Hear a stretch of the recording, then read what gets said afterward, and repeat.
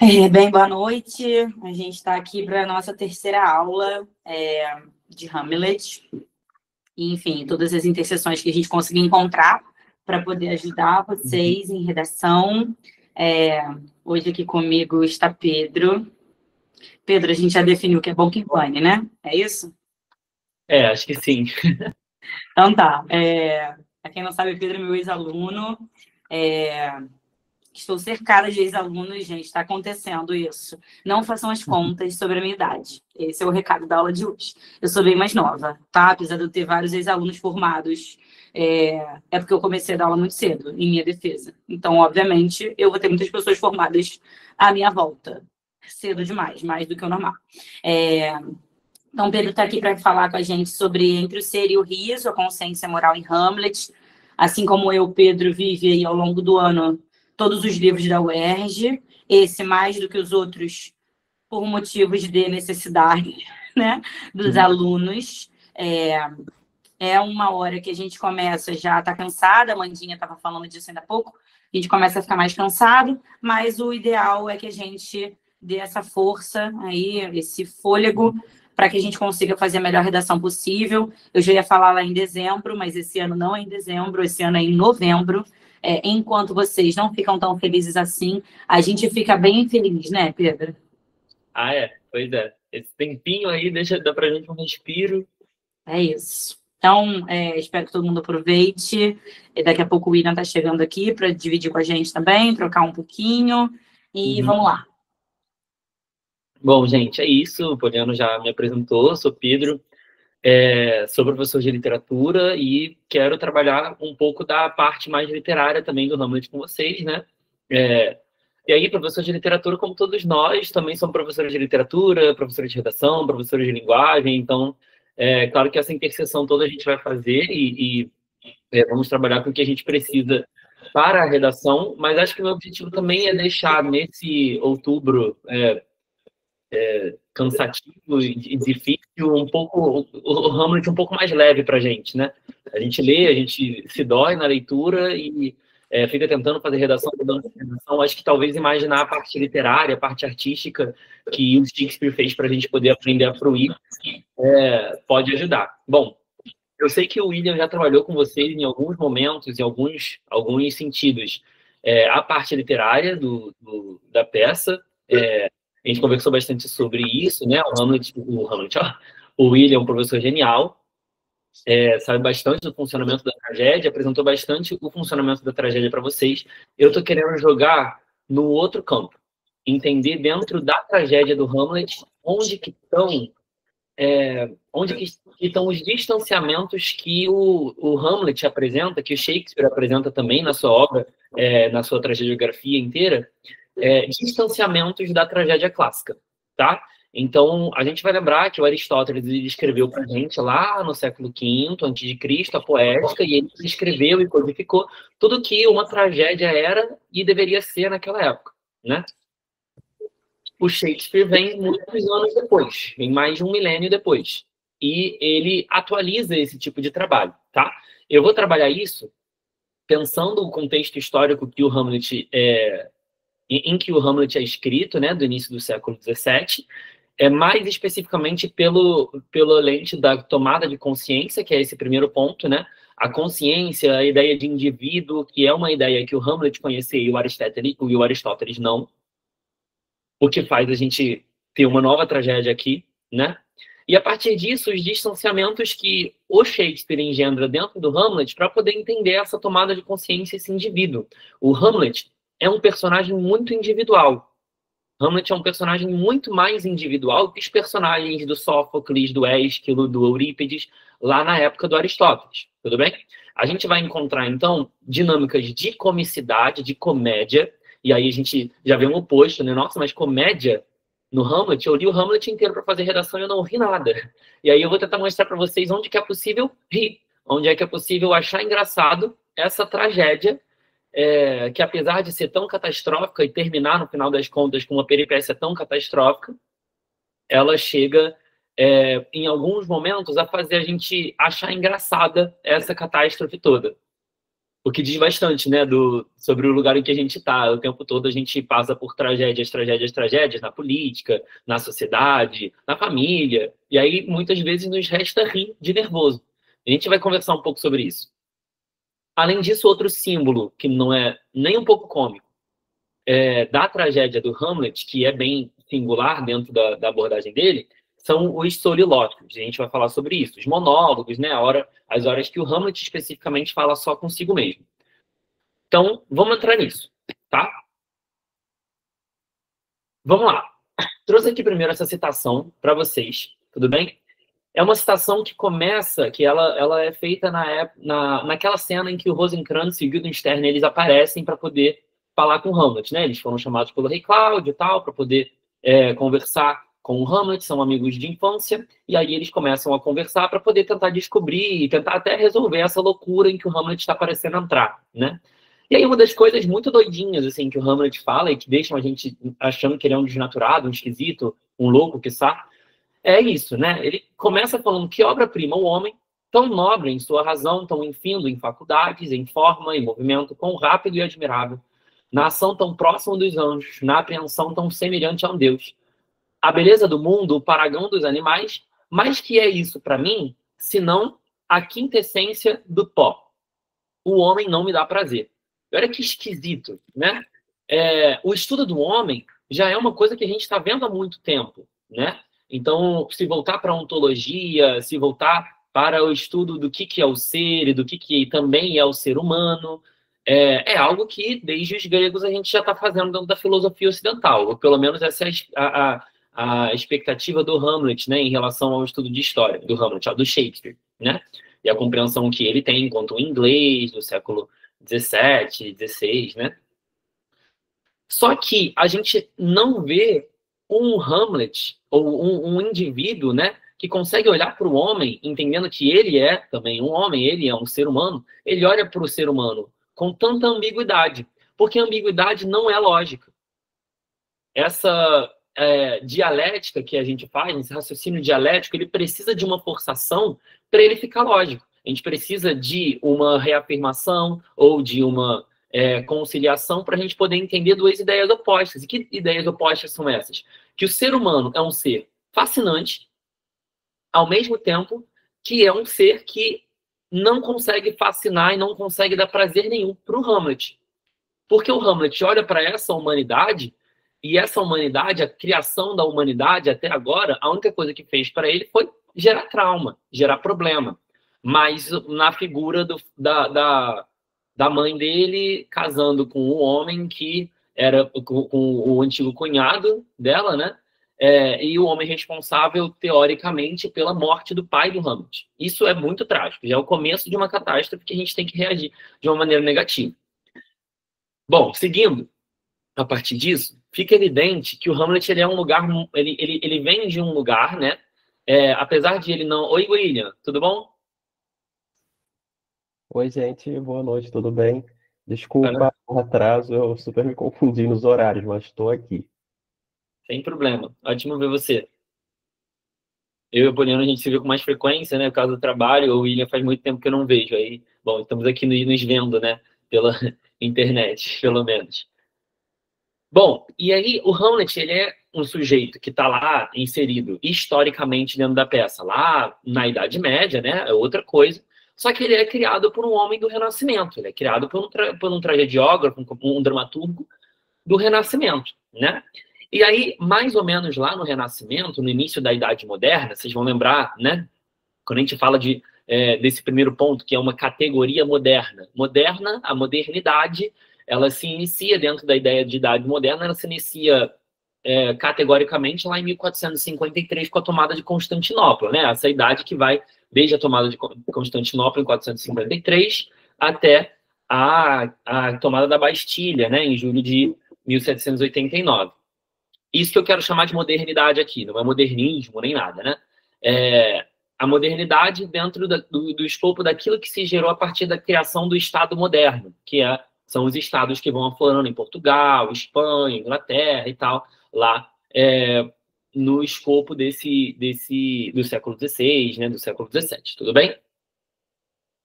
Então, quando a gente olha para esse século, esses séculos é quando a gente começa a enxergar a ideia de indivíduo, não só de ser humano, não só de pessoa, né? E o ser humano, a categoria de ser humano já era alguma coisa estudada pela filosofia. Só que agora a gente tem esse indivíduo, né, formado uma categoria específica de análise, que é do ser humano indivisível. E o que é o indivisível, né? Antes a gente enxergava o ser humano dividido em diversas áreas, a área do corpo, da mente, da alma, do espírito, né? E havia várias tripartições, quadripartições, tetrapartições, sei lá, né? Eu nem sei como fala essa, mas aqui a gente quer encontrar o átomo do ser humano. E o Renascimento ele vai tentar encontrar o que há no ser humano a partir, né, dessa observação objetiva do ser humano, que é indivisível. E isso precisa de um distanciamento, né? Eu, como ser humano, estou me dando, então, o poder de olhar para mim mesmo como ser humano. Coisa estranha, né? Porque quem sou eu para poder, enquanto ser humano, olhar para mim como um ser humano, né? E me analisar? Que coisa prepotente, né? Achar que eu sou imparcial o suficiente para poder me entender. A gente só consegue partir para isso sem ser uma coisa prepotente quando a gente abandona aquilo que faz a gente enviesado no conhecimento desse indivíduo, né? E o que passa a ser esse indivíduo? Passa a ser justamente aquilo de que a gente toma consciência, que é a subjetividade. Uma subjetividade que é individual, que é de cada um. Entendem? Consegue ver? Então, o ser humano, ele tem a área corporal, a área social dele. Se a gente arrancar isso tudo, vai haver uma subjetividade, que é minha. E vocês todos são objetos da minha subjetividade. Lembra daquilo? Sujeito, verbo, objeto. O sujeito sou eu. O objeto é aquilo que eu, enquanto sujeito, afeto a partir da minha capacidade de gerar ações. Ficou abstrato pra caramba. Mas, no final das contas, significa que o sujeito sou eu, e o objeto é tudo que há no outro. E o objeto, então, é a sociedade, o objeto é a ciência, o objeto são as forças, as leis da física e tal. Do que eu estou querendo falar aqui? Eu estou querendo falar que o sujeito moderno ele tomou consciência de que ele pode ser um sujeito, e ele passa a entender a si mesmo como um objeto de análise.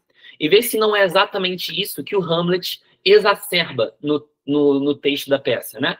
O que acontece é que a consciência de si mesmo e a consciência sobre si mesmo, a autoconsciência, passa a ser algo muito frequente no pensamento do Hamlet. Ele está o tempo todo se olhando, ele está o tempo todo se observando. E ele passa tanto tempo se observando que ele perde essa capacidade, ele perde esse tempo que ele poderia gastar agindo e fazendo alguma coisa. Aí a gente coloca essa consciência da qual a gente está falando, né? A consciência como a híbris do Hamlet, né? O que é a híbris? A gente falou, vocês conversaram com o William em outra aula, que a híbris é esse desequilíbrio trágico, né? Todos os heróis trágicos, eles têm algum desequilíbrio. É o desequilíbrio do orgulho, pode ser o desequilíbrio da investigação da realidade, pode ser o desequilíbrio do sagrado, né? Muito relacionado com o sagrado. São exemplos de vários heróis trágicos da história da tragédia grega. Aqui, o Hamlet ele tem um exagero exatamente naquilo que consiste no sujeito moderno. O Shakespeare olha para a época dele, ele fala, a gente descobriu uma coisa, que é essa categoria de indivíduo. E essa categoria de indivíduo dá para a gente consciência sobre aquilo que há em nós que não há na sociedade. Aquilo que há em nós enquanto categoria de análise que é o subjetivo e não é o objetivo. E ele tem tanta consciência disso, assim como os homens da sociedade moderna, renascentista, têm tanta consciência disso, que passam a se descolar da realidade objetiva. E ele se descola tanto da realidade objetiva, pensando, que ele para de agir em relação à realidade subjetiva. Uma realidade que estava trazendo tanta angústia para ele, né?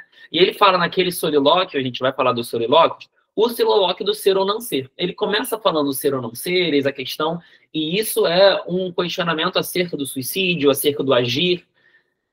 A conclusão que ele toma no final das contas nessa reflexão do solilóquio é que a consciência faz a todos nós cobardes, que a consciência faz com que todos nós olhemos tanto mundo, vejamos tanto mundo, que sintamos medo frente ao mundo e percamos a capacidade de ação. É isso que ele está querendo falar aqui na ideia de tomada de consciência. É isso que eu estou querendo falar aqui, na verdade, na ideia de tomada de consciência, né? A gente toma consciência da nossa vida dentro do escopo da Idade Moderna, e aí isso se exacerba tanto no Hamlet que ele para de conseguir tomar atitudes. E isso é uma questão para a gente poder refletir, inclusive, sobre as redações, né? A gente já falou sobre vingança, sobre justiça. E todas essas categorias, a capacidade de fazer a justiça, ela precisa de certa consciência. Mas ela não pode exacerbar a consciência, porque senão a justiça não vai ser feita. Mas será que a justiça não vai ser feita? E ele vai se questionando bastante dentro dessa aula, né, dessa tragédia. E nessa aula eu quero fazer os mesmos questionamentos com vocês. Tá bom? Pedro, eu acho que é válido só lembrar que solilóquio, caso vocês queiram definir, né, são os monólogos, mas é quando ele está falando sozinho, né? Trazendo para o hoje é quando a gente fala sozinho. E muitas vezes, não sei vocês, mas como eu falo o dia inteiro, obviamente eu falo sozinha também. E a gente tem uma expressão que é falar alto, pensar alto, né? Que você fica pensando ou falando, enfim. E é o momento que essas reflexões que o Pedro está trazendo, elas surgem, tá? Então, caso alguém queira colocar isso, você pode colocar solilóquio mesmo, a própria palavra, ou você coloca a definição, né, Pedro? Conta até como um embasamento de alguma coisa, né? Quando você fala definitivamente, estou definindo o solilóquio. Acho que até fica interessante na redação como uma informação que vocês estão usando para poder fundamentar a argumentação de vocês. Vou querer falar, então, do solilóquio e do cômico como frutos dessa tomada de consciência, né? Isso que a Pauli falou é super isso. Trazendo para a nossa vida é sobre falar sozinho. E a gente vai conversar um pouco sobre o falar sozinho em breve. Vamos entrar, então, no que é cômico dentro do trágico, né? Para que serve socialmente o cômico na história do Ocidente? Existe essa frase, o ridendo castigat mores, né, que é um lema latino, que fala castigat ridendo mores, né, também, que ela diz o quê? Ela diz que rindo castigam-se os costumes. Mores, né, vem da palavra latina para costume, né, que vai dar para a gente, por exemplo, moral, moralidade, não é? E o estudo daquilo que é moral é justamente se são morais bons, se são interessantes socialmente ou não, os costumes que a gente tem. Moralidade, né? A moralidade tem a ver com o estudo, a moral tem a ver com o estudo e com a avaliação e com o julgamento também, né? Com a punição do costume.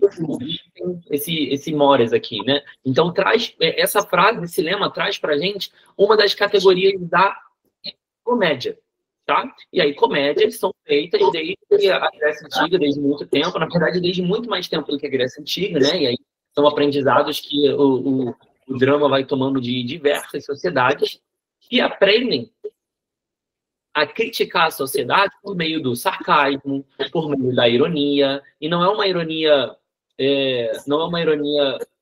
pungente, assim, é uma ironia que, na verdade, tem mais a ver com rir. E a gente ri da sociedade, a gente vê aqueles personagens super risíveis, né? Engraçados, e aí depois a gente olha para eles e a gente vê, nossa, mas o presidente se parecia com isso. Nossa, mas o meu governador se parecia com isso. Nossa, mas o meu professor se parecia com isso. O meu pai se parecia com isso. Será que as estruturas de poder em que eu estou inserido, por costume, né, elas precisam ser ou não precisam ser castigadas, como diz o lema latino, não é? Ela tem a ver, então, com a gente corrigir os erros sociais por meio da risada. Tudo bem? E essa é uma evidência histórica, né, da habilidade crítica de rir, da habilidade crítica de fazer rir, não é? Vamos lá. Esse cômico no trágico é uma coisa que, se o Aristóteles estivesse vivo no século XVII, ele ia ficar doido, ia criticar a beça, como muita gente criticou Shakespeare na sua época também. Então, havia muitas críticas contemporâneas do Shakespeare, né, que olhavam para peças como o Hamlet, olhavam para peças como o Sonho de uma Noite de Verão, olhavam para peças como o Rei Lear, né, que tem aquele bobo da corte que o acompanha e fica fazendo troça dele o tempo todo, e falavam que aquilo era um absurdo, era sintoma de peça ruim. Engraçado, né? Hoje a gente lauda tanto o Hamlet o Shakespeare, e naquela época muita gente o criticou por causa dessa multiplicidade, né? Dessa multiplicidade de coisas que ele faz sentir. Dentro de uma tragédia em que o personagem é um personagem alto e ele tá querendo chorar, ele tá querendo sofrer, eu vejo alguém fazendo piada com ele, isso faz sentido? Faz. Porque a partir disso que a gente tem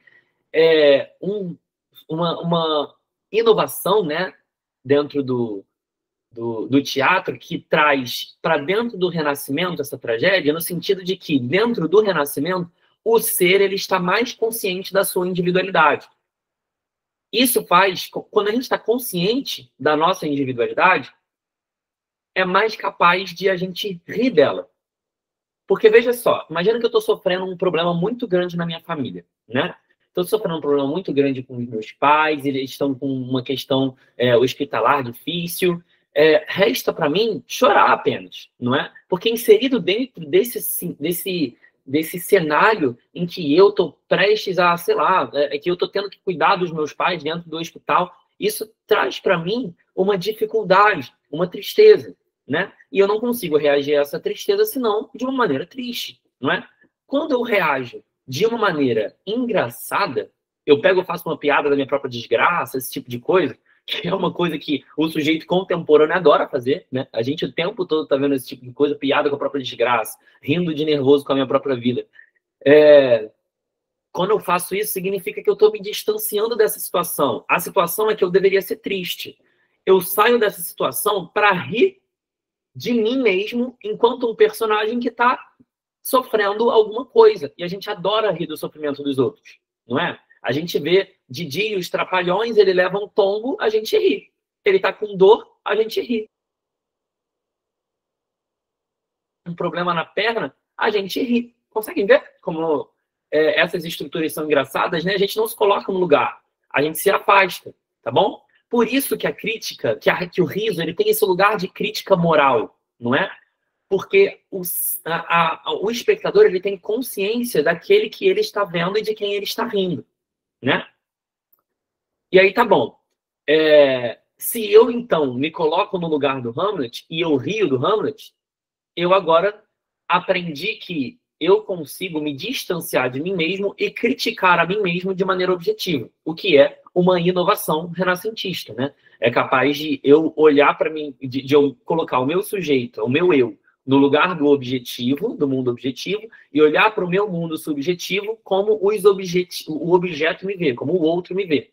O eu olhar para o eu como o outro olha para o eu. Tá bom? Posso falar rapidinho, Pedro? Pode sim, pode sim. Eu estava falando disso ainda há pouco com o João, que está aqui assistindo a gente. Pode parecer hoje, né, que agora que a gente já consegue fazer isso, já tem essa total liberdade, enfim, já é comum, que parece que é muito trivial, assim. Só que, na verdade, isso é muito genial a época em que isso foi escrito. Eu quero que vocês entendam isso, assim. O que o Pedro está trazendo, está dando luz a isso que talvez vocês não tenham visto ainda, porque realmente precisa parar para falar sobre isso, né? Então, não é todo mundo que vai parar para falar sobre isso, enquanto tem que dar outras coisas.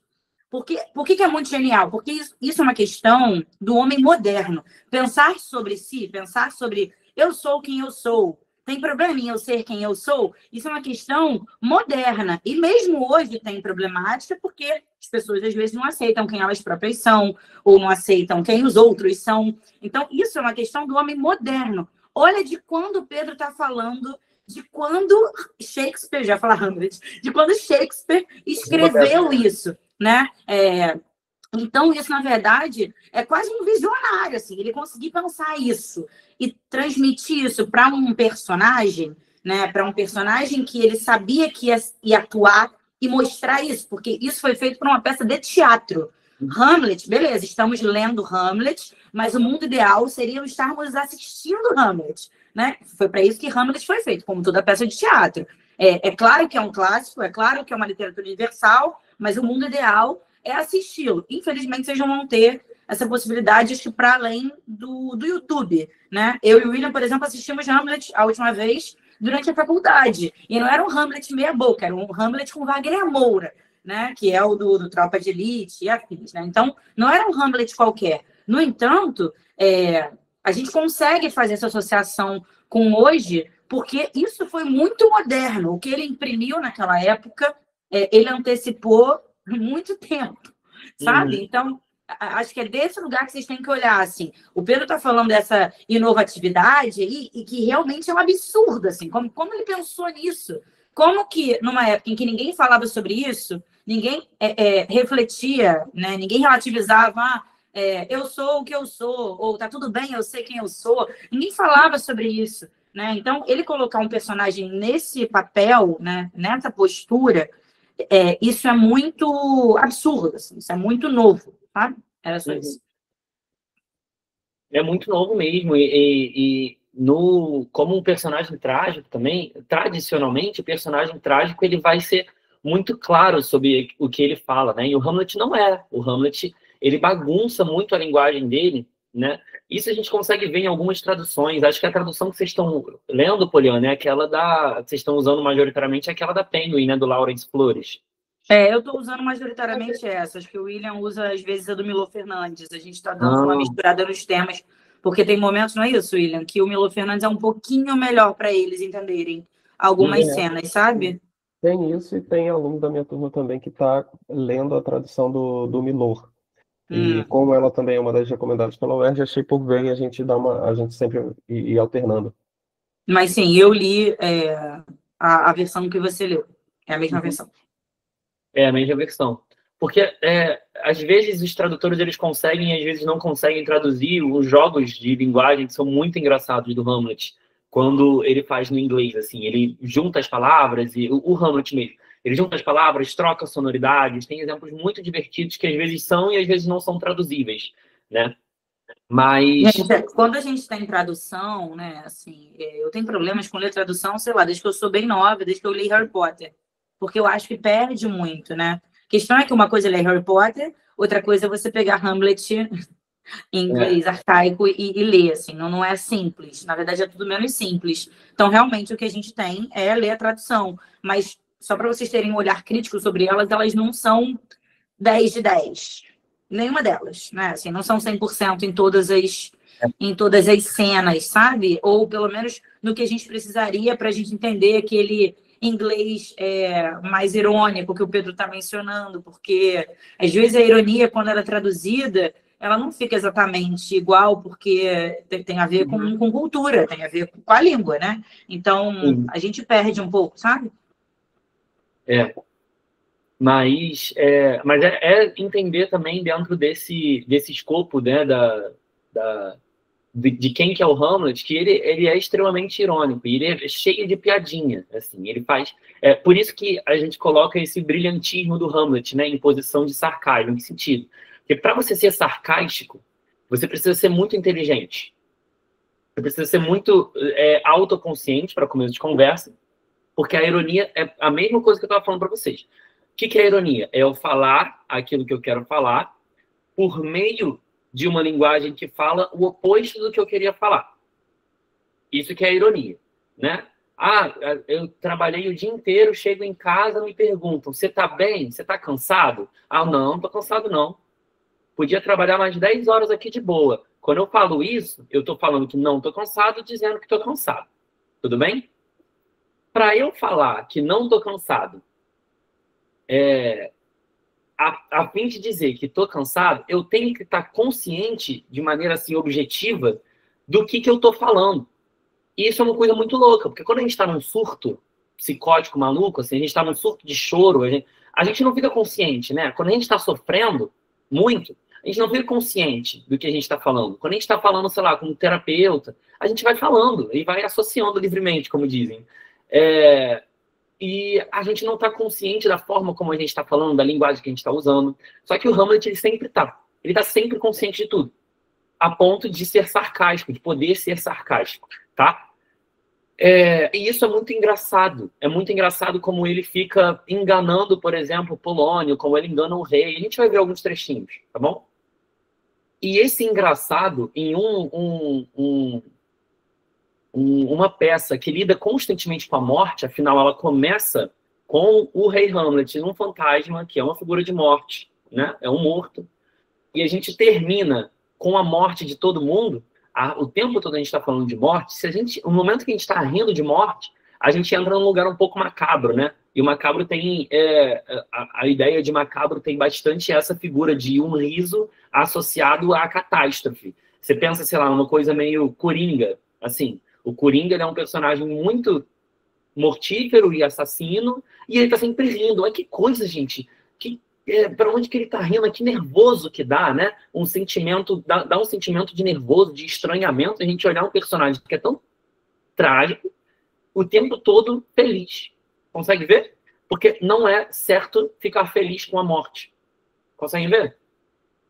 Vamos dar uma olhada em como que isso se manifesta dentro dos trechos, por exemplo. E são trechos que vocês podem usar para poder falar sobre essa consciência na redação.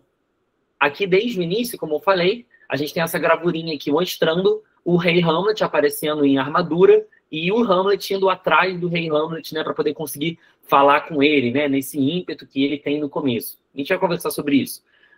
Olha que engraçado. Chega o tal do Bernardo, um dos guardas, e o Francisco, outro dos guardas, ele começa falando, quem vem lá? O outro, não, você responde, alto, apresente-se. E o Bernardo, viva o rei.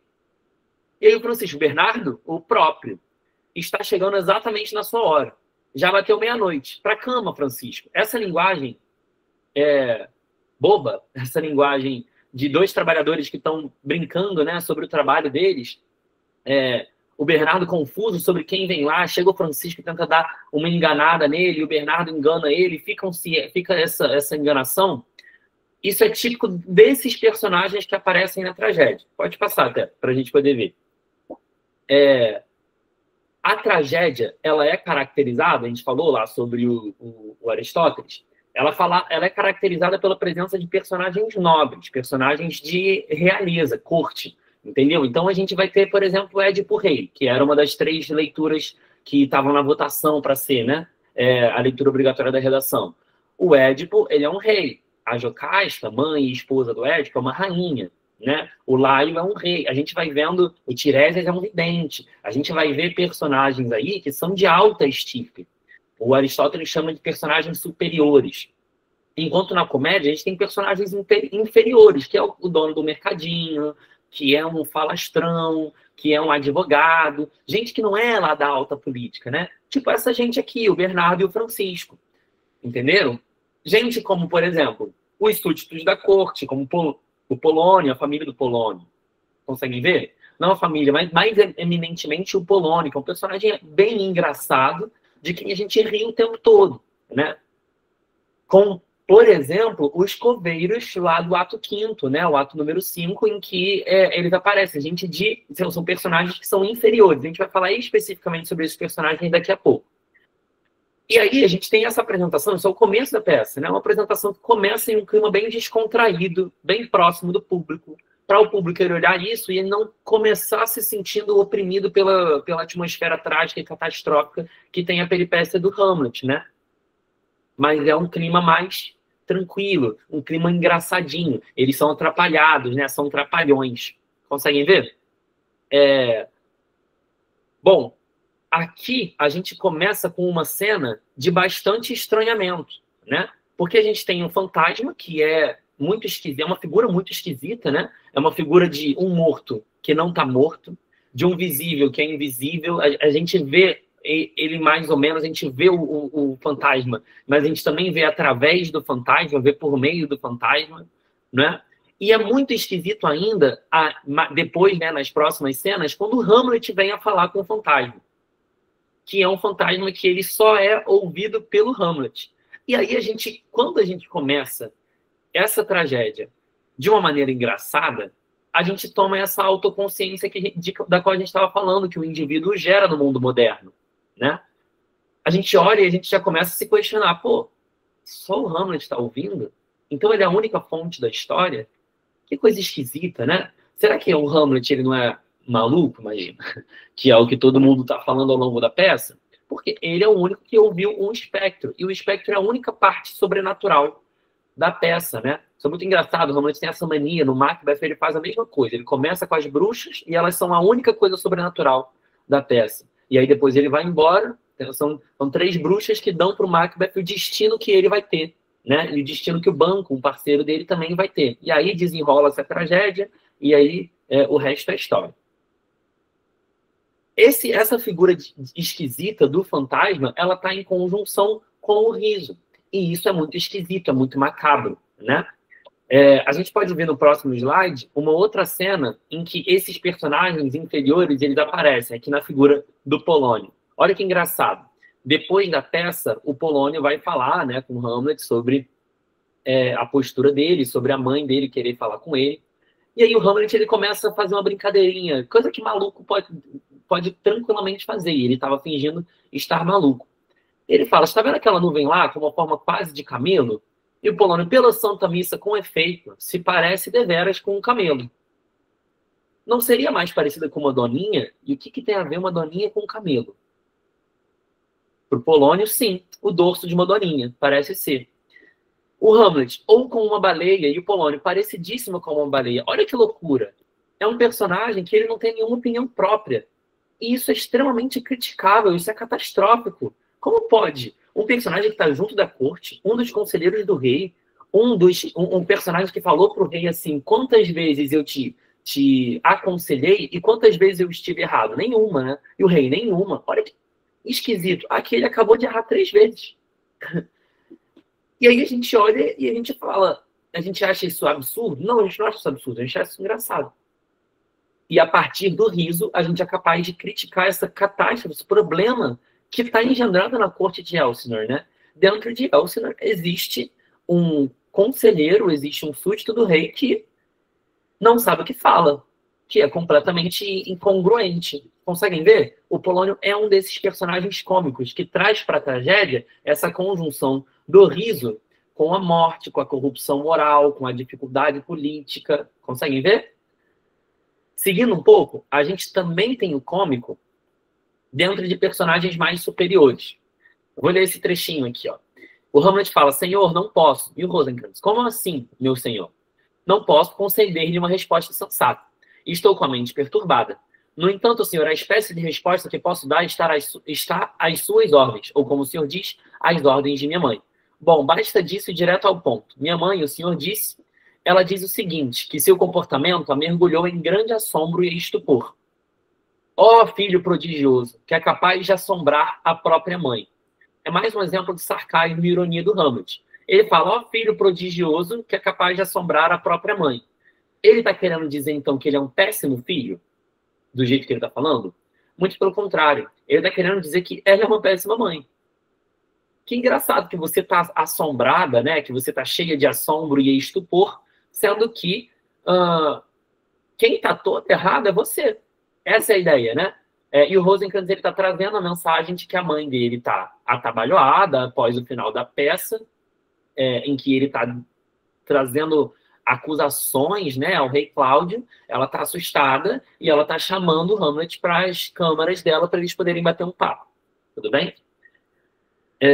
Acho que dá para localizar na peça, né? Não sei, acho que talvez seja melhor localizar um pouco melhor dentro da peça para quem também não terminou de ler ou não se lembra direito.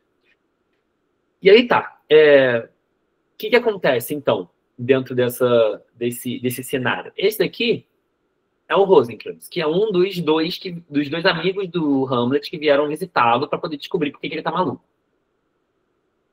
É o Rosencrantz e o Guildenstern, né? E essa é uma figura muito engraçada. Eles são apresentados muito como iguais. Coloquei isso no próximo slide, né? Eles são apresentados, por exemplo, nessa figura de duplo, né?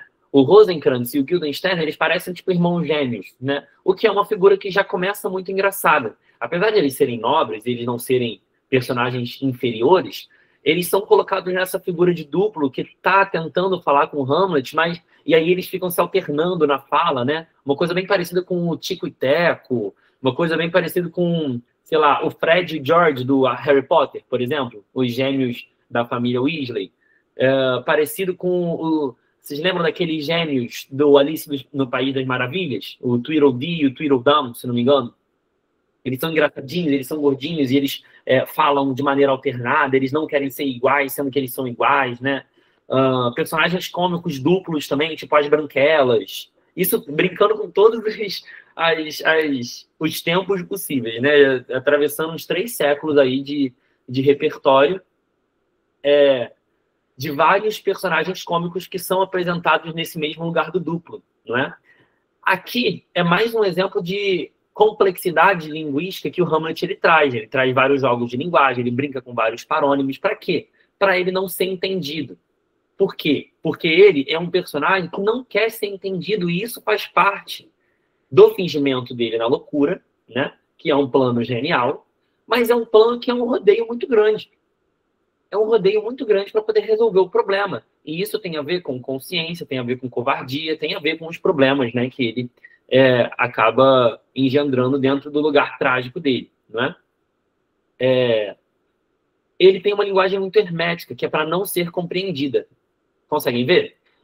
Ele quer parecer louco, ele quer parecer esquisito, ele quer parecer que ele está superior a todo mundo. E o sarcasmo é a referência, a ferramenta que ele usa para poder chegar lá. Tudo bem? No próximo slide, acho que no próximo ainda, a gente tem um outro exemplo em que ele brinca com um personagem que não é trágico, não é cômico, né? Não é um personagem inferior, mas é um personagem aqui do rei Cláudio, né? Que é um personagem que está sendo ludibriado pelo Hamlet o tempo inteiro.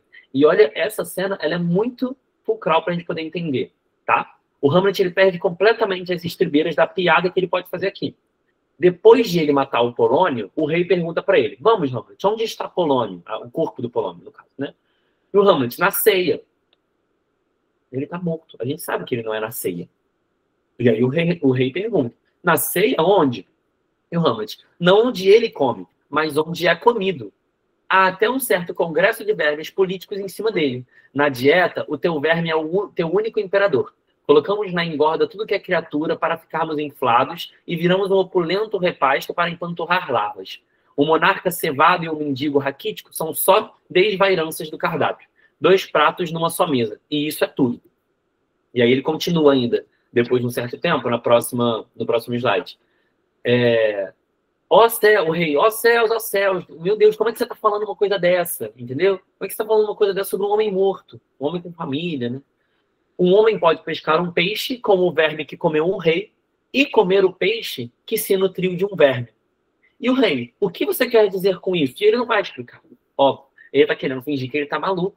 Mas isso é engraçado porque é mais uma vez a conjunção do riso com outra coisa negativa, que é a morte. E dessa vez ele perde completamente as estribeiras. Antes ele estava fazendo piadinha com o Rosencrantz não entendê-lo, né? Piadinha com a mãe dele. Agora ele está fazendo piada com a morte. Com um homem morto que deixou filho e filha. Olha que coisa esquisita, né? E ele está fazendo uma piadinha, inclusive ameaçadora, para o rei. Pode pescar um peixe com um verme que comeu um rei, colocando o rei, essa figura com quem ele está falando, no lugar de morte, no lugar de um homem morto, apodrecendo.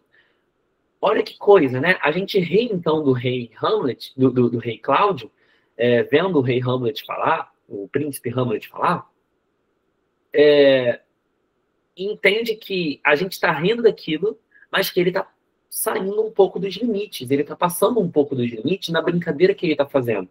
Agora, ele acabou de matar um pai, e isso é importante de a gente falar dentro da história, ele acabou de matar um pai que também deixou um filho. Sabe o que também aconteceu antes disso? O Cláudio matou um pai, o rei Hamlet, que deixou um filho, o príncipe Hamlet. E com isso, o Hamlet não tem sensibilidade nenhuma. Engraçado, porque ele tem muita consciência para poder analisar o cenário político que o afeta, em termos sucessórios e em termos familiares também, né? Afinal, o pai dele está morto e a mãe dele agora é incestuosa.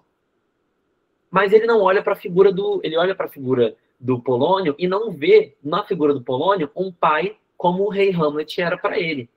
Um pai que é o pai do Laerte, né? Que vai acabar engendrando a mesma vingança que o Hamlet quer. Botar esses 2 personagens em perspectiva é uma análise, inclusive, produtiva para a redação. porque é uma dialética interessante entre os dois. O Hamlet é muito consciente, enquanto o Laerte é facilmente enganado. O Hamlet perde o pai, que é um rei, enquanto o Laerte ele perde um pai, que é um súdito, né? Acho que o que o Pedro está dizendo para vocês é que, para além de citar um livro, olha que reflexão você coloca sobre o livro, entende? Você está julgando ou refletindo sobre as atitudes de um personagem. É isso que é prova que, né? Então não basta só mencionar uma cena ou dizer o que aconteceu no livro. O que aconteceu no livro, você que estudou sabe e a gente que está lendo também sabe. E o corretor também vai saber. Então é para além disso, sabe? Acho que isso também dá o que o Erle gosta, né? Que é um projeto um projeto mais original, um pensamento original, né? E a gente, quando olha para a ideia de originalidade, autenticidade da UERJ, a gente acha muito que não usar conectivo, vou usar uma linguagem mais rebuscada, alguma coisa assim. E também tem a ver com o projeto, tem a ver com a argumentação, tem a ver com você fazer um pensamento que não é um pensamento óbvio, né? A gente pode seguir, então, para essa cena, que é uma cena muito engraçada, que é a cena dos coveiros, né? Você quer falar, William? Eu ia mencionar sobre o nosso tema da semana, que tem a ver sobre essas questões da falsidade, do fingimento, eles poderem ser considerados uma virtude social, né? Quando beneficia o convívio coletivo. Só para a gente pensar aí nessa cena que você acabou de falar, sobre o fato de que Hamlet, às vezes, ele vai um pouquinho além, né, no tom da crítica, como do que ele vai falar, né? É quase uma espécie do que a gente chama hoje de o sincericídio, né? Tipo, assim, ele se finge de louco, mas até para um louco ali ele acaba muitas vezes passando dos limites. Essa pode ser uma reflexão interessante mesmo também. Assim, existe uma certa falsidade para a gente viver em sociedade, e o exagero dela pode acabar sendo, de alguma forma, maléfica, como a do Polônio, que é um puxa-saco ali, né? Eu acho que o único lampejo de, de lucidez ali que ele tem é quando ele vai aconselhar o Laertes, quando o Laertes está indo embora, né? Que ele até dá bons conselhos ao Laertes, que é bastante irônico. Mas, da mesma forma, talvez essa falta de uma falsidadezinha ali, né? Você dizer tudo que pensa, fazer uma crítica muito contundente, será que não pode acabar trazendo aí um certo caos social, né? Eu acho que a gente pode pensar nisso aí para a semana. Interessante, muito bom. Justamente para poder fazer um pensamento mais original, né? Porque enquanto o Polônia, ele nunca é sincero, o Hamlet talvez esteja sendo sincero demais, por meio, claro, do sarcasmo e tal. Mas talvez esteja sendo sincero demais. Tá, dentro essa cena daqui, ela trouxe um quadrinho, inclusive, para poder pegar e ilustrar. Quando o Hamlet ele tá junto com os coveiros, ele começa a falar com eles, né? E aí o primeiro coveiro, o Hamlet pergunta de quem é essa cova. A cova é da Ofélia, mas ele não quer dizer. E aí o coveiro fala, minha. E o Hamlet, não estás mentindo, porque estás metido nela. Ele, para cavar, ele tem que ficar dentro da cova para poder cavá-la, né? E aí o coveiro, o senhor não está metido na cova, logo a cova não é sua. E metido nela, eu tenho que o covo é meu. Tu só estás cavando um covo, um oco, metido aí no covo, e achando que ele é teu. Não vai me covar com isso. Ali metido só cabe morto, não cabe vivo. Um vivo desmentido que já volta para o senhor. Para que homem tu estás cavando a tumba? Para homem nenhum, senhor. Para que mulher, então? Para nenhuma também. Quem vai ser enterrado nela? A gente não sabe quem é. Ele está querendo perguntar a alguém que já foi uma mulher, senhor, mas que a paz guarde sua alma, já está morta. E o Hamlet, esse patife é todo minúsculo, ou seja, esse patife, né, esse falastrão, ele está querendo me enganar. E aí no próximo slide, a gente já consegue ver justamente os pontos desse diálogo, né? É um diálogo que tem a ver com um momento em que o Hamlet ele descobre de maneira cômica e nem tão cômica o quanto que ele está errado. O máximo quanto que ele está errado quanto à consciência dele. Ele toma consciência da própria consciência. Ele toma consciência da própria híbris, né? Do próprio exagero de consciência, né? Olhando para si e vendo que, no final das contas, todo esse questionamento entre morrer ou não morrer, entre se deixar morrer pela justiça ou não, entre se matar ou não, todos esses questionamentos são questionamentos que, no final das contas, não dão em nada, porque ele vai acabar morrendo. Porque o Cláudio vai acabar morrendo, que a mãe dele vai acabar morrendo, todo mundo acaba na cova. Conseguem ver? E isso vai sendo dado por meio de piada, vai sendo dado por meio de enganação. E o coveiro, ele se mostra mais inteligente ainda que o Hamlet, enganando o Hamlet no seu próprio jogo de linguagem. Conseguem ver? Então, enquanto o Hamlet engana o Polônio, engana o rei Cláudio, ele acaba sendo enganado pelo primeiro coveiro, tá bom? Passando agora um pouco para frente, acho que dá para a gente ver, entender onde é que o cômico ele aparece aqui, né? Ele está aqui dentro da tomada de consciência por meio da qual faz-se a crítica. Pode falar, Luiz. Sobre essa cena que você trouxe aí do coveiro, ela é muito interessante para a gente pensar o tema da semana também, para a gente ver como ele acaba sendo hábil socialmente, né? Ele dá umas... Ele não mente para o Hamlet, né? Mas ele dá umas respostas assim meio indiretas, fazendo jogos de palavras, o que a gente poderia pensar aí como sendo uma certa, entre aspas, falsidade social. Mas o que ele faz, na verdade, é que ele usa esses jogos de palavras de forma tão precisa que acaba meio que desmontando a inteligência do Hamlet, né? E o Hamlet, de uma maneira que ele acaba meio que conseguindo falar de igual para igual para o Hamlet. Então, mesmo ele sendo alguém que talvez Aristóteles fosse chamar de um personagem inferior, ele consegue apagar essa diferença de classes ali, pelo menos por um momento, né? A gente não vê um príncipe e um súdito, a gente vê dois homens inteligentes ali conversando de igual para igual, só porque o coveiro decide usar aí decide não falar tão diretamente, como Hamlet fez na cena sobre a qual você falou, por exemplo, com o rei Cláudio, né? E é uma cena que, mesmo sendo engraçada, ela traz uma crítica bem contundente, inclusive, à sociedade da época, né? Porque ela começa antes do Hamlet chegar, ela começa com os coveiros debatendo se é ou não é justo enterrar a Ofélia em uma cova cristã, tendo em vista que ela se matou. Porque se ela se matou, ela não vai para o céu. Ela morreu em pecado, teoricamente, não é? E eles se discutem isso, e aí qual é a conclusão que eles chegam? Não importa de verdade se ela se matou ou se a água matou a Ofélia. Se a Ofélia se matou afogada ou se a água afogou a Ofélia até a morte, que é o debate em que eles entram. O que importa é que a Ofélia era rica. Então ela vai ser enterrada como cristã. E nós não somos ricos. Então nós precisamos ainda nos esforçar para sermos enterrados como cristãos. E aí, então, a gente tem uma cena que é muito cômica, com dois personagens atrapalhados e brincalhões, que conseguem, mesmo sendo atrapalhados, se digladiarem, né, por meio das armas da linguagem com o Hamlet, que é um grande artífice da linguagem, a ponto de criticar a sociedade e dilapidar essas desigualdades que foram, no final das contas, aquilo que fez o Hamlet, que fez, no final das contas, a primeira crítica, né? A Amanda, ela colocou uma pergunta aqui.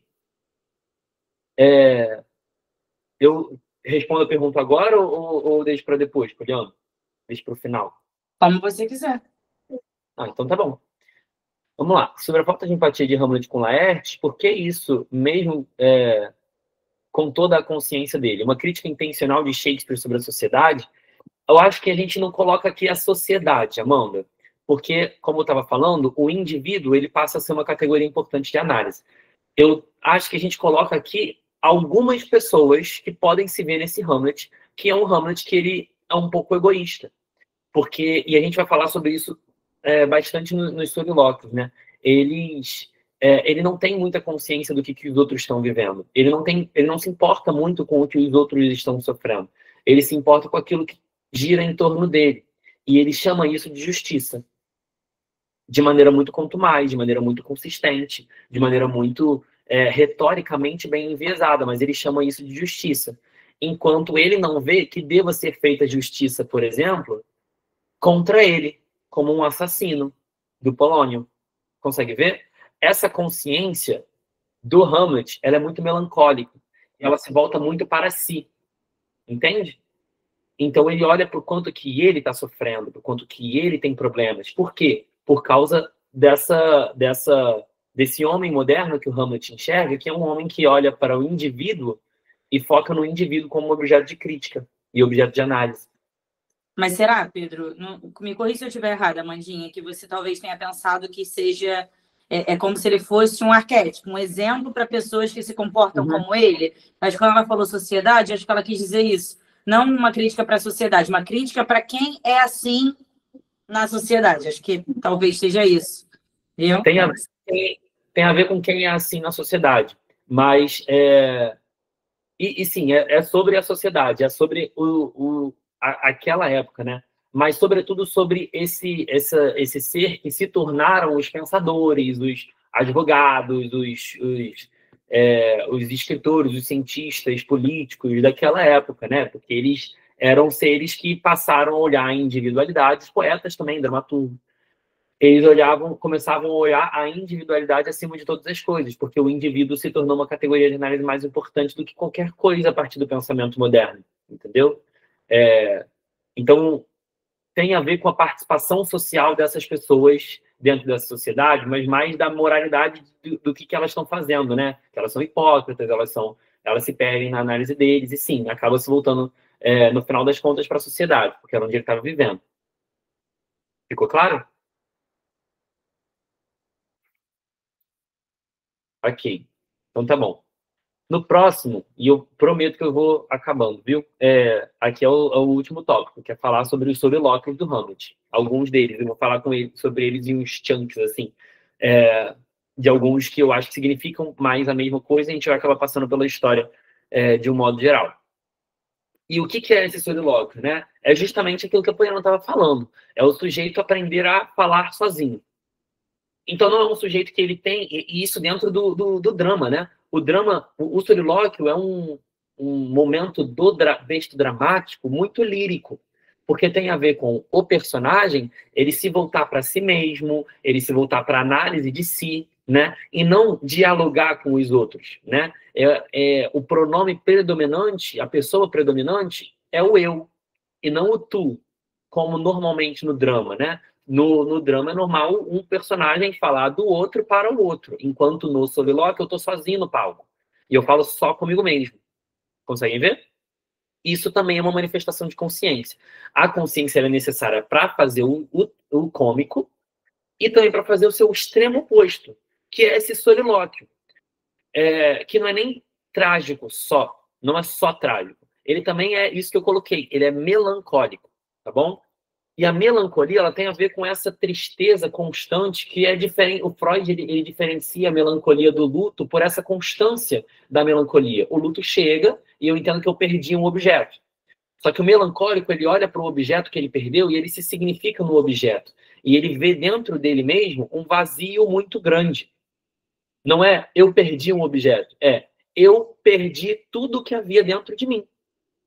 Eu não sei mais o que eu desejo. Eu não sei mais o que eu tenho, eu não sei mais quem eu sou. E é exatamente isso. O Hamlet está sempre em dúvida acerca de quem ele é, acerca do que ele deseja, acerca do que ele pode fazer, do que ele deve fazer, para onde que ele vai se encaminhar. Tudo bem? Então se trata de um vazio inconsciente e indefinido do próprio sujeito. Eu não sei o que eu quero, eu não sei para onde que eu vou, tá?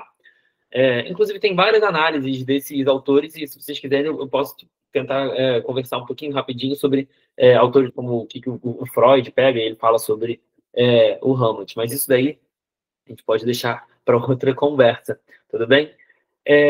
Então, aqui, eu coloquei, né, que ele é um herói que ele é fragmentado, ele é um herói que passa por um processo de fragmentação, talvez uma palavra melhor seria desestabilização, né? Instabilidade, porque ele passa por muitas coisas, né? Ele passa por muitos problemas. Ele passa pela morte do pai, ele passa pelo incesto da mãe e ele fica afetado por isso, né? Ele fica fragmentado. a ponto de ele começar a olhar bastante para si nesse lugar melancólico, tentar encontrar dentro de si algo que ele deva ter, ou que algum valor que ele deva ter, e não encontrar nada, e só encontrar vazio, né? Não sei se eles entendem, Pedro, as numerações. Gente, é primeiro ato, cena 2, não é isso, Pedro? Terceiro ato, cena 1, só para eles saberem. É a mesma coisa nas citações que a gente passou também. O que está em algarismo romano é o ato, a cena é o númerozinho indo-arábico, né? Tá, ok. Vamos lá. E aí, seguindo, então, a gente vai analisar um solilóquio de cada vez, não. A gente vai analisar primeiro o primeiro solilóquio, não é? Esse primeiro solilóquio, que é esse primeiro momento que o Hamlet ele fala sozinho, está lá na cena, no ato 1, na cena 2 do ato 1, que é quando ele acaba de descobrir que a mãe dele está para casar com Cláudio, né? E não passou nem um mês de luto, e ninguém se enlutou pelo rei Cláudio. Ele fala que ela podia ter chorado muito mais e tal, e ele começa nesse lugar de melancolia. Olha que coisa, né? Ele começa nesse lugar de melancolia, que ele falando, se essa carne sólida daí mais fundisse. Ele fala o quê? Se eu pudesse derreter, se eu pudesse desaparecer. Travou aqui ou não? Não sei. Bom, tá, vou seguir. Se eu pudesse desaparecer, se eu pudesse derreter, se eu pudesse... Ok, obrigado. Se eu pudesse derreter, se eu pudesse ir embora, esse desejo de desaparecer e até de levar a cabo a própria vida, inclusive. E ele fala que se o Eterno, né, não tivesse... Deus, no caso, se Deus não tivesse proibido moralmente, espiritualmente, o suicídio, ele o cometeria naquela hora. Mas e esse é o início de desespero pela perda da mãe dele, tudo bem? Aqui a gente tem um mal que é externo. Aqui a gente ainda tem um sujeito olhando para o mundo objetivo e analisando o mundo objetivo de um certo jeito, tá bom? E dentro desse solilóquio, é um solilóquio em que ele se sente muito mal, emocionalmente muito mal, porque ele sabe que a mãe dele está cometendo um incesto e algo que ela não deveria fazer. Ele se sente mal porque o pai dele era muito bom, tudo bem? E esse é um texto bem engraçado, porque ele começa um discurso moral, um discurso moralizante, só que em momento nenhum aqui ele reflete sobre aquilo que ele deveria fazer sobre. Tudo bem? Ele não fala que ele vai falar com a mãe dele, ele não fala que ele vai consertar o problema, ele não fala que ele vai matar ninguém. Até agora não existe crime também. Então ele não fala nada. A única coisa que ele faz é sentir e olhar para si mesmo enquanto esse ser que perdeu completamente a própria razão de existir, né? Por causa dessa transformação da mãe dele, que era uma figura admirável, em uma figura completamente desprezível, né? Porque deixou para trás o homem que cuidou dela, teoricamente, cuidou dela segundo o solilóquio, tá? Ele faz uma pontuação muito divertida aqui, talvez vocês possam lembrar e usar.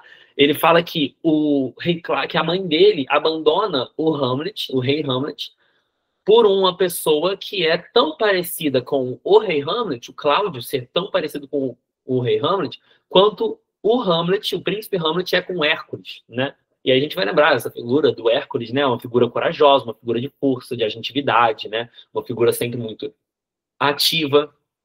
E o Hamlet, ele fala justamente, ele já admite que ele é o oposto da coragem. Ele é o oposto da tomada de atitude. E o Hércules, ele toma muitas atitudes. Ele, inclusive, é responsável por péssimas atitudes, né? Em acessos de loucura, ele é capaz de destruir as coisas, de matar as pessoas, né? Enquanto isso, o Hamlet é extremamente consciente. Ele não está passível de um acesso de loucura. Ele está sempre olhando para si e refletindo por muito tempo, né? Um jovem muito inteligente, formado pela universidade e tal. Ele está o tempo todo pensando em quem que ele é.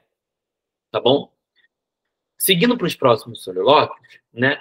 A gente vai ver esses solilóquios aqui, o segundo solilóquio no primeiro ato, cena 5, o quinto solilóquio e o sexto solilóquio, os dois no terceiro ato, né? Em que ele fala sobre... Ele entra em outro lugar. Ele entra num ímpeto emocional para tomar atitude. Isso é mais focado, sobretudo nesse primeirinho aqui, no segundo solilóquio, que se dá justamente depois que ele conhece, que ele fala com o espectro do pai dele, tá? Quando o espectro do pai dele fala tudo para ele fica completamente louco. E depois ele assume uma outra postura. Tanto que depois de falar com o pai dele, o Horácio chega para ele e fala: nossa, mas calma, Hamlet. E até num lugar meio proléptico, né, de prever aquilo que vai acontecer. Tem certeza que você vai seguir de maneira tão impetuosa nessa senda aí, nesse caminho? Será que isso não vai levar você à loucura, por exemplo? Uma coisa assim. E aí, no final das contas, até onde que ele vai, né? Parece que o Horácio prevê aqui o futuro. Mas ele começa num ímpeto muito emotivo, assim, de não, agora eu vou acabar com o rei Cláudio, né? Só que chega no final uma consciência para poder atenuar essa atitude. Ele começa com muito ódio e depois ele fala com Horácio: Horácio, eu vou tentar traçar um plano, eu vou fazer isso, aquilo. Ele organiza a peça para poder traçar um plano para descobrir se o espectro do rei Hamlet é de fato verdadeiro, se o espectro do rei Hamlet não é um demônio tentando enganá-lo, por exemplo. Conseguem ver? Então, mais uma vez, a gente tem um ímpeto emotivo no lugar da emoção, que sai do lugar da emoção e a consciência toma a frente no palco, né, para poder tirar o Hamlet desse ímpeto de emoção. Olha que legal. E aí a gente vai ver os exemplos, por exemplo, né? Nesse primeiro solilóquio, ele termina o solilóquio falando, no próximo slide, falando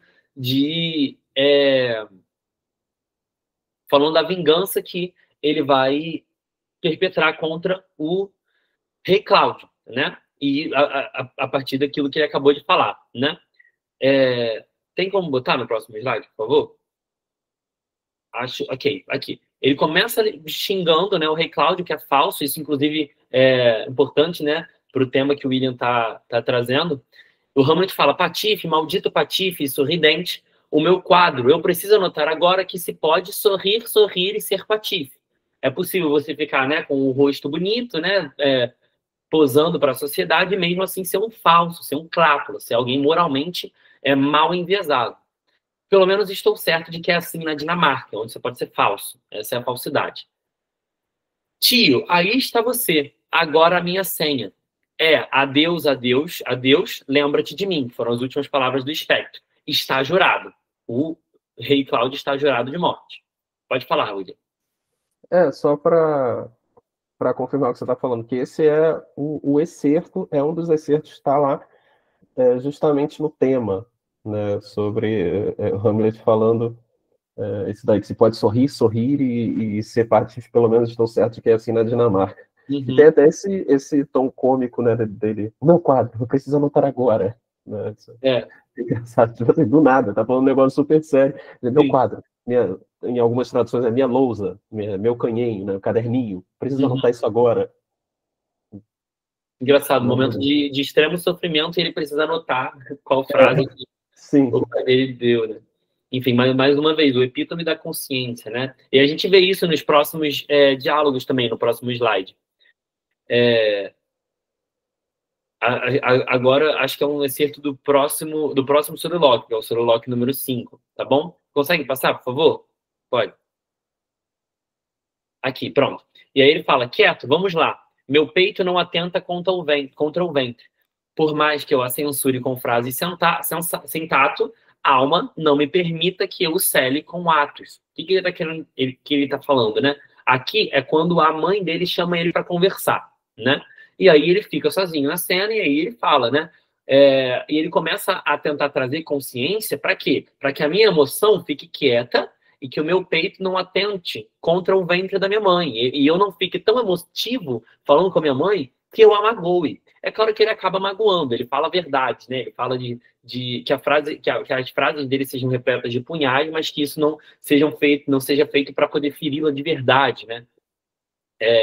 E aí, no inglês, tá um verso falando que o meu peito não atente, não perca a sua natureza, né? O thy nature, que eu não faça com que eu seja um desnaturado, que eu xingue a minha mãe, que eu seja contencioso assim com a minha mãe, e aí isso é engraçado porque ele agora a consciência toma um lugar e tira a emoção do palco, tira a emoção da frente, né? A consciência agora fala para ele qual que é o caminho que ele deve traçar. No próximo exemplo, a mesma coisa acontece.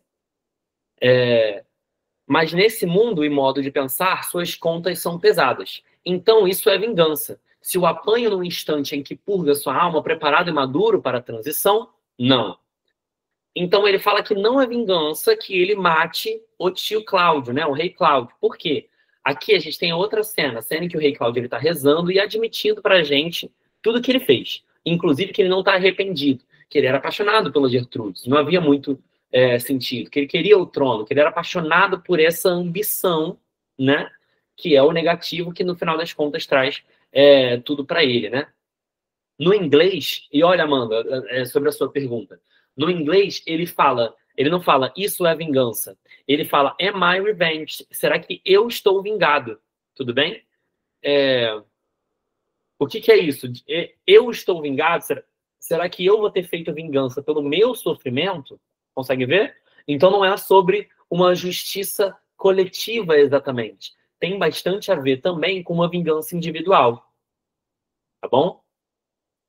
E isso também tem a ver com falsidade. O Hamlet ele se engana e nos engana e tenta, né, nos enganar, chamando de justiça aquilo que ele quer fazer. Mas será que os motivos dele são, de fato, de purgar aquilo que há de errado na Dinamarca? Entendeu? Consegue ver? Seguindo, então. Pode falar, William. Não, isso que você falou é uma questão muito humana, né? Parece que ela é praticamente atemporal. A gente faz isso o tempo todo. Né? A gente como indivíduo, mas a gente também como, às vezes, como organização, como Estado. Se a gente parar para pensar nos motivos das guerras e conflitos e tudo mais, né? A gente está fazendo algo por interesse coletivo ou interesse individual, né? Realmente é algo para a gente pensar mesmo, que atravessa a nossa existência até hoje. Parece que é uma coisa do século XVI, mas não, é um drama que a gente vive todos os dias também, de ficar se enganando na hora de tomar algumas atitudes, pequenas e grandes. E ficar diminuindo também aquilo que a gente faz, né? Então é quase um eufemismo, né? Então eu estou tendo uma postura, essa postura tem um nome, mas como sou eu que estou cometendo, eu torno ela mais amena para aceitar que eu estou fazendo aquilo, né? Tinha uma professora, não sei se o Poliano vai lembrar, que ela dizia que o professor ele não erra, né? Ele se equivoca. Agora que você falou, eu lembrei disso. É isso, como se não fôssemos humanos o suficiente para a gente poder errar, né? Enfim, não é o que a gente pensa, não, tá? Só para vocês saberem. Que fique claro. A piada que eu faço em sala falando disso, William, é que eu não preciso de borracha. Gostou? Boa. Às vezes eu faço com corretivo, mas com corretivo não tem a mesma força do que com a borracha. Eles ainda usam corretivo? Ainda é uma coisa que se usa? Usam, muita coisa. Infelizmente, porque o grande objetivo no magistério é falir as empresas de corretivo. Borracha eles usam também.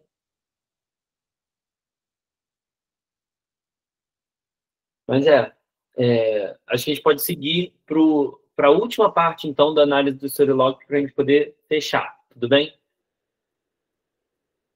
Acho que está dando para ver, né? Como que isso também engendra críticas sociais, né? Como que é o indivíduo falando sobre ele mesmo, a fim de também engendrar essa consciência de mim sobre mim mesmo. Será que eu estou julgando pela sociedade ou será que eu estou julgando pelos meus sentimentos, né? Aqui, a gente tem justamente os pontos nesses 3 solilóquios, o terceiro, o quarto, que é o central e mais famoso, né? E o último, uma tomada de consciência do Hamlet, mais uma vez, no mesmo escopo daquilo que a gente estava falando dentro dos coveiros, sobre o próprio excesso de consciência do Hamlet. Tudo bem? Enfim, e aqui ele se coloca mais no lugar de tomar conscientemente uma ação, especificamente lá no último, que é quando ele de fato toma uma ação, o último solilóquio, no meio do ato 4º, depois o Hamlet já não aparece mais, né? E aí ele só vai voltar no final para poder conversar e contar para o Horácio o atentado que ele ia sofrer nas mãos do Rosencrantz, do Guildenstern e do Rei Cláudio, tudo bem? Que é o que não ocorre no final das contas, tá? E aí, esse último solilóquio, a gente vai tratar um pouco melhor dele. Vamos falar dos outros, tá? Isso está relacionado bastante a uma coisa importante da tragédia, que é o destino, né? Dentro do Hamlet, o destino ele meio que já está traçado. Porque, embora ele tenha escolha e a consciência seja protagonista do jogo todo, né, da ação toda, e a consciência seja algo essencial para quê? Para a gente poder tomar atitudes, para a gente tomar escolhas. No final das contas, as coisas meio que iam acontecer do jeito que iam acontecer. O Cláudio não teria como resistir às paixões dele. A Gertrude não iria ter como resistir às paixões dela. O Hamlet não iria ter como resistir à covardia dele. Não ia ter como resistir à consciência dele. O Laerte não ia ser inteligente o suficiente para entender a tramóia em que ele estava entrando. As coisas só iam acontecer desse jeito. E não havia muita solução, né? A tragédia normalmente está no lugar de aporia, né? O Édipo, ele descobre o destino dele pelo oráculo. O Ájax, quando ele fica louco, isso falando dos heróis trágicos, né? O Ájax do Sófocles, ele fica louco por causa dos deuses também. O Macbeth, que a gente estava falando antes, ele já tem o destino dele traçado na primeira cena por causa das profecias das bruxas, né? No final das contas, o Hamlet, ele parece que ele tem lugar de tomar atitude, mas ele não tem. Todas as atitudes dele meio que já estão traçadas, em termos de possibilidade, livre-arbítrio e de tomar decisão, né? Passando para os slides, para a gente poder entender esse poder da consciência de fazer a gente tomar ou não decisões, ele começa falando aqui, nesse trecho daqui, do terceiro solilóquio. Esse terceiro solilóquio, ele se dá quando acontece a encenação, a primeira encenaçãozinha dos atores, né? Ele pede para os atores reproduzirem uma certa ceninha, e aí os atores reproduzem, e aí uma pessoa pega e um dos atores pega e se enche de lágrimas como personagem, e aí no solilóquio ele começa a falar isso: que patife eu sou, que escravo desprezível, porque eu não consigo fazer nada. Porque esse ator, ele nem viveu o que esse personagem viveu, e ele mesmo assim se emociona mais e se fortalece mais para tomar uma atitude do que eu, que, né, não tenho, que estou inserido dentro do sistema. Aí no próximo slide está lá o trecho em que ele fala mal de si mesmo, né? Ele fala do quanto que ele não é corajoso, ele toma consciência do quanto que ele é consciente, ou sobreconsciente. Consegue botar no próximo slide? Pode, acho que voltou. Ali, ó. É que tenho esse fígado de pombo bem macio, não tenho o fel que torna toda a opressão amarga, senão já teria nutrido toda a grande abutres do céu com as tripas desse cão, né? O cão, o Cláudio, ele teria matado o Cláudio. Não é estranho o esplêndido que eu, filho de um querido pai assassinado, propelido à vingança pelos céus e os infernos, fique como puta, né, aqui, aerando a alma com frases e rogando praga, feito uma bisca vadia, feito lavadeira. É muito nojento. Ele falando sobre ele mesmo, quanto que ele não consegue tomar uma atitude. Não é estranho que eu, no meio de uma situação dessa, fique pensando e não tome uma atitude. Isso, inclusive, é uma pergunta interessante, né? Aqui, a reflexão, ela tira o amargor. Fel é uma coisa amarga que a gente come, né? Ele não tem esse amargor que torna toda a pressão amarga. Ele não tem como olhar para a situação dele e sentir tanto a ponto de tomar uma atitude, porque ele pensa muito. E quando ele pensa, ele diminui o quanto que ele sofre. Isso é importante para a gente entender o indivíduo. O quanto que ele se importa consigo mesmo. A gente vai ver isso no próximo slide. Ele fala aqui, no último solilóquio, sim, talvez isso seja um letargo bestial. Né? Isso sou eu, o Hamlet. Um escrúpulo covarde que pensa com excessiva exação nos efeitos. Um pensar que tem 1/4 de sapiência, 3 de covardia, mas não sei por que 3 de covardia. Ou seja, ele é mais covarde do que inteligente quando ele fica pensando muito. Mas não sei por que vivo dizendo para mim que só falta essa ação, já que tenho a causa, a vontade, a força e os meios para executá-la. É isso que ele está colocando, né? Ele está colocando justamente que ele não sabe o que fazer. Que ele tem ele pensa demais e ele acaba não fazendo nada, né? E aí ele promete a fazer no próximo slide. Promete fazer alguma coisa no próximo slide. Ele fala, e fico inerte enquanto para minha vergonha, vejo a morte iminente de 20 mil homens que, por uma quimera e um ardil da glória, vão tranquilos para as covas, brigam por um feudo onde não cabe a leva dos que vão lutar e que não é túmulo largo o suficiente para enterrar todos os mortos. De agora em diante, meus planos sejam sangrentos ou sem talante. E se, de agora em diante, meus planos sejam sangrentos ou sem talante, é quando ele promete que, agora, eu não vou ficar mais pensando. Os meus planos não vão ser mais reflexão. Os meus planos serão sangrentos, eles vão acabar com a vida de todo mundo, ou sem talante, ou eles não terão valor, né? Não terão tamanho. E isso é uma tomada de atitude, né? É uma prospecção de tomada de atitude. E aqui eu quero fazer esse julgamento daquilo que a gente estava falando antes, né? Antes a gente estava falando da justiça coletiva ou da individualidade. E mais uma vez ele está querendo mascarar como se a justiça, ou a vingança que ele quer tomar fosse a mesma coisa que essa galera que está aí lutando pelo país. Ele está naquela cena em que ele conversa com o capitão fala para ele dos soldados que estão indo se dirigir até a Polônia e que talvez morram na Polônia por uma conquista muito pequena da Noruega, não é? E ele fica assim, nossa, mas esse pessoal está lutando por tão pouco e já está disposto a sacrificar a vida, e eu perguntando se eu devo ou se não devo sacrificar a vida. Se eles são tão sangrentos assim, que eu seja sangrento da mesma maneira, da mesma medida. Consegue ver? Só que ele mascara justamente como se ele tivesse honra naquilo que ele está querendo fazer, né? Tanta honra quanto esses soldados que estão indo atrás de resolver o problema, tá? Aqui é interessante, ele já antecipa a temática da cova, que ele vai descobrir lá no ato 5º, né? Quando ele conversa com os coveiros. E ele entende já, ele traz justamente essa figura objetiva da justiça, né? Uma justiça que já tem a ver não comigo, mas que tem a ver com todo mundo, que tem a ver com fora, não com o sujeito, mas com o objeto, né? Aqui, nesse slide, a gente já entra no terceiro ato, a gente entra no quarto solilóquio, que é o principal, que é o ser ou não ser. E aí a gente vai voltar para uma citação que a gente está vendo desde lá do início. Refletir. E é bem esse reparo, ou seja, refletir, né, que dá calamidade a uma vida tão longa. E assim a consciência faz de todos nós covardes.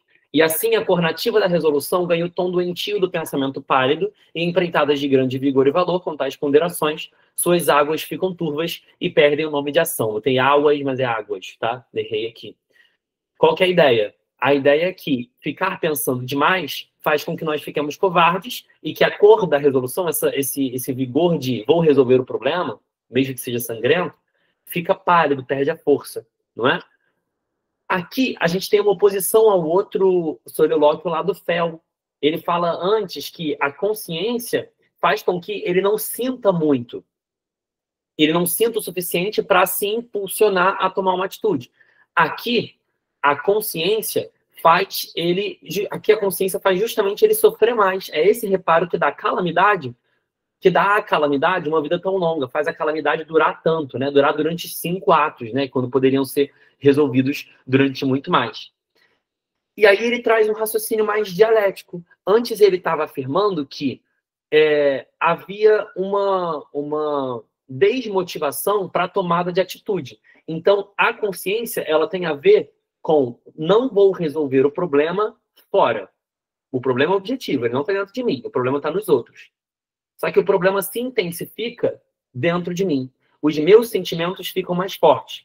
Então, a consciência do Hamlet ela é capaz de fazer ele sofrer internamente, mas não parecer que está sofrendo externamente. Porque se ele que fizesse parecer estar sofrendo externamente, ele já teria tomado uma atitude há muito tempo.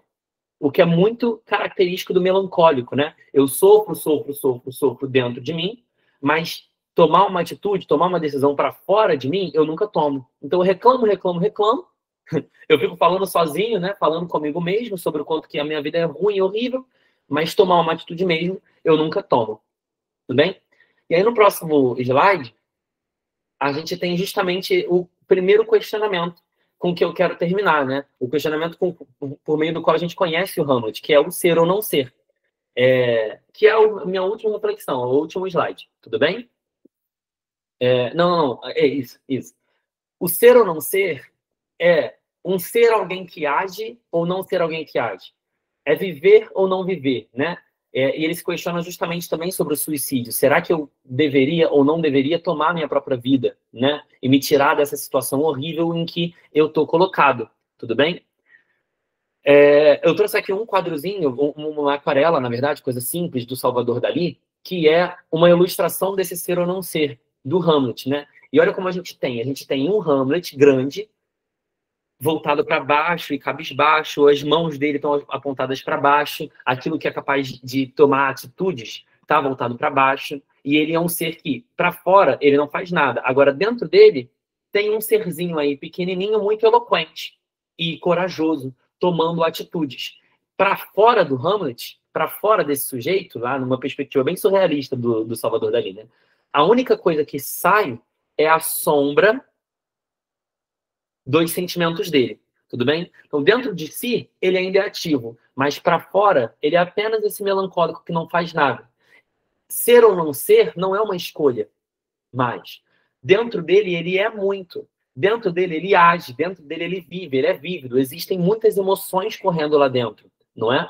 Só que para fora que está a nossa escolha. A gente deve, no final das contas, escolher acerca daquilo que a gente faz. Porque aquilo que a gente é e que a gente tem dentro da gente, a gente não consegue escolher.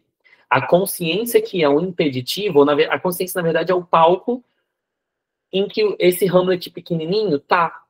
Enquanto para fora, ele não é nada. Conseguem ver?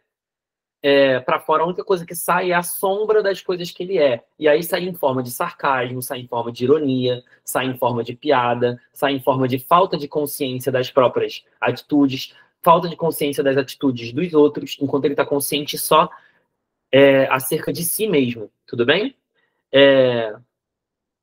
E esse é o questionamento que ele se faz, né? Se ele deveria ser ou se ele não deveria ser, se ele deveria agir ou se ele não deveria agir frente ao Cláudio. E esse questionamento é central e também é central dentro do tema que vocês estão propondo, né?